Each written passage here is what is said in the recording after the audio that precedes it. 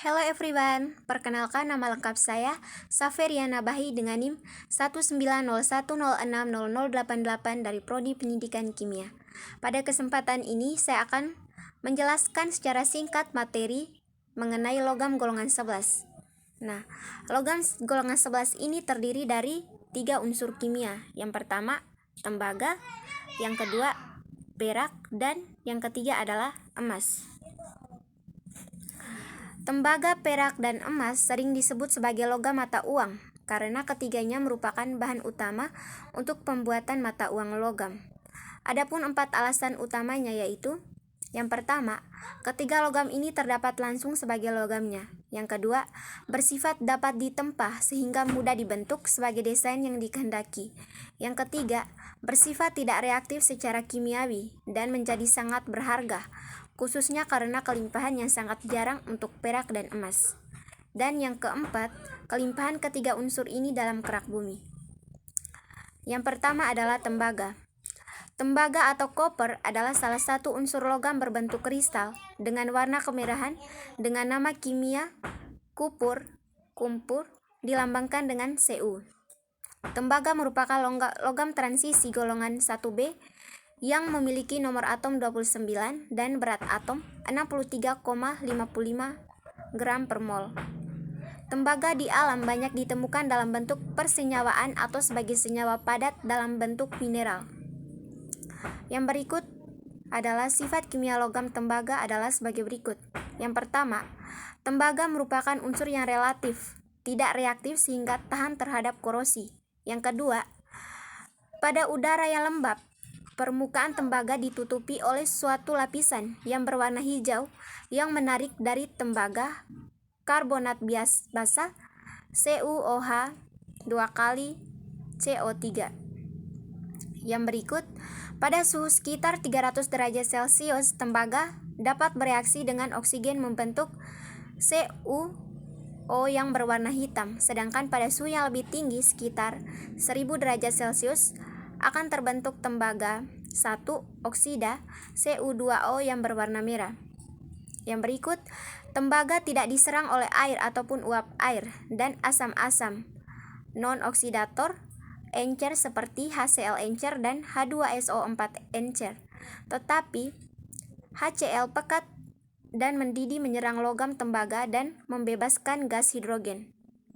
Yang berikut, tembaga tidak bereaksi dengan alkali tetapi larut dalam amonia oleh adanya udara membentuk larutan yang berwarna biru dari kompleks CuNH34+. Yang berikut, tembaga panas dapat bereaksi dengan uap belerang dan halogen. Bereaksi dengan belerang dan membentuk tembaga 1 sulfida dan tembaga 2 sulfida, dan untuk reaksi dengan halogen membentuk tembaga 1 klorida. Yang berikut, ekstraksi tembaga dari kalkopirit. Metode yang digunakan untuk ekstraksi tembaga dan bijinya tergantung sifat alami dari biji. Biji sulfida seperti kalkopirit diubah menjadi tembaga menggunakan metode yang berbeda dari biji silikat, karbonat, atau sulfat. Kalkopirit adalah salah satu biji sulfida tembaga dengan rumus CuFeS2. Kalkopirit hanya sedikit mengandung tembaga, harus dipekatkan misalnya dengan flotasi buih. Penjelasan flotasi buih merupakan salah satu pemekatan dalam ekstraksi logam. Berikut, biji yang terpekatkan dipanaskan dengan silikon dioksida atau silika dan oksigen pada tanur. Ion tembaga 2 pada kalkopirit direduksi menjadi tembaga 1 sulfida dan direduksi lebih jauh pada tahap akhir. Dan yang terakhir, besi dalam kalkopirit diubah menjadi besi 2 silikat yang mana akan dibuang. Sebagian besar belerang dalam kalkopirit berubah menjadi gelas belerang dioksida. Senyawa tersebut digunakan untuk membuat asam sulfat melalui proses kontak. Seluruh prosesnya yang terjadi adalah menurut persamaan berikut: 2Cu2FeS ditambah 2SiO2 tambah 4O2 membentuk Cu2S tambah 2FeSi O3 ditambah 3SO2. Yang berikut pemurnian tembaga.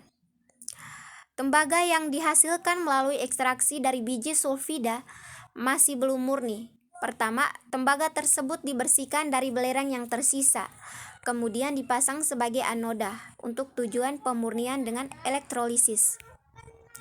Pemurnian menggunakan elektrolit tembaga 2 sulfat, tembaga kotor sebagai anoda, dan batang tembaga murni sebagai katoda. Diagram singkat elektrolisis tembaga dilihat pada gambar berikut. Bisa dilihat pada gambar ini.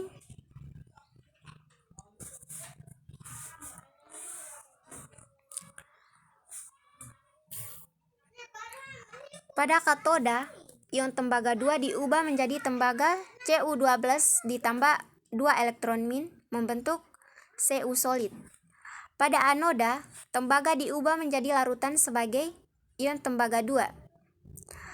Cu solid membentuk Cu2+ ditambah 2 elektron min. Pengotor pada anoda akan terlucuti menjadi lumpur anoda, sedangkan katoda akan habis menjadi ion tembaga 2. Yang selanjutnya akan diubah menjadi tembaga murni pada anoda. Yang kedua adalah perak. Perak muncul secara alami dan dalam biji-biji argentit Ag2S dan horn silver AgCl. Biji-biji timah, timbal timah, tembaga, emas, dan perunggu nikel merupakan sumber-sumber penting untuk menambang perak.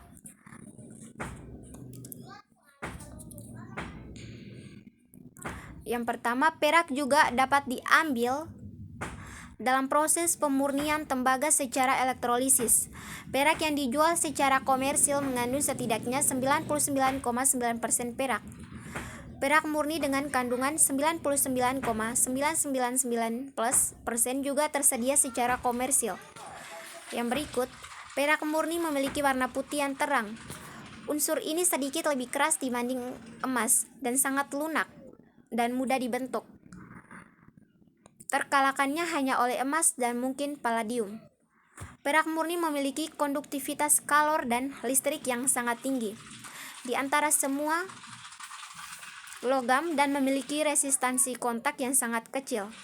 Elemen ini sangat stabil di udara murni dan air, tetapi